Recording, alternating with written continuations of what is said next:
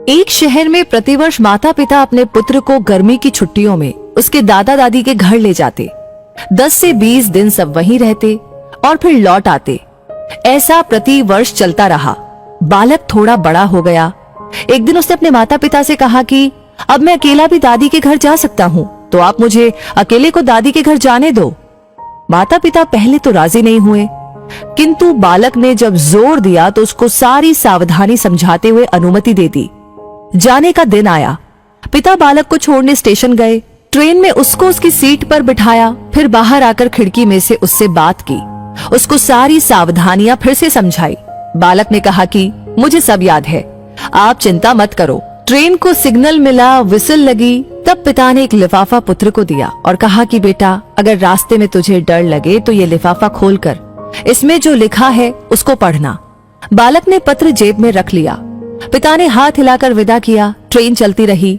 हर station पर नए लोग आते रहे, पुराने उतरते रहे। सबके साथ कोई न कोई था। अब बालक को अकेलापन लगने लगा।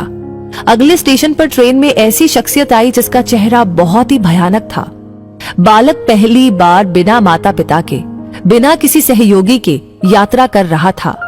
उसने अपनी आंखें बंद करके सोने का प्रयास किया, परंतु बार बार वो भयानक चेहरा उसकी आंखों के सामने घूमने लगा। बालक भयभीत हो गया, रुआंसा हो गया। तब उसको पिता की चिट्ठी याद आई। उसने जेब में हाथ डाला, हाथ कांप रहा था। पत्र निकाला, लिफाफा खोला और पढ़ा। पिता ने लिखा था, तू डरना मत, मैं पास वाले कंपार्टमेंट में ही हूँ, इस गाड़ी में बैठा हूँ। बालक का चेहरा खिल उठा। सारा डर काफूर हो गया। जीवन भी ऐसा ही है। जब भगवान ने हमको इस दुनिया में भेजा, उस समय उन्होंने हमको भी एक पत्र दिया है जिसमें लिखा है, उदास मत होना, मैं हर पल, हर क्षण, हर जगह तुम्हारे साथ हूँ।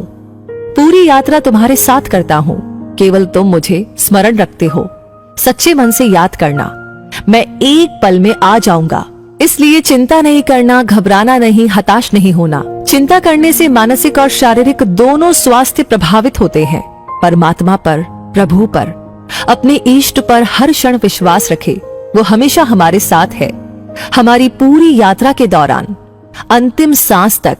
बस इसी एक एहसास को ही कायम रखने का प्रयास करते रहना है।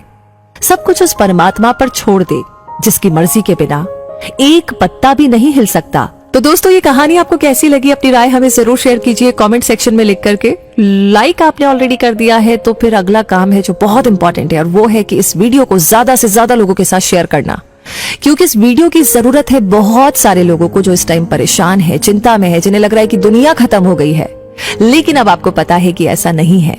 ईश्वर हमारे साथ है, हमारे अंदर है। हमें स्मरण करना है क्योंकि वो हमेशा हमारे साथ है।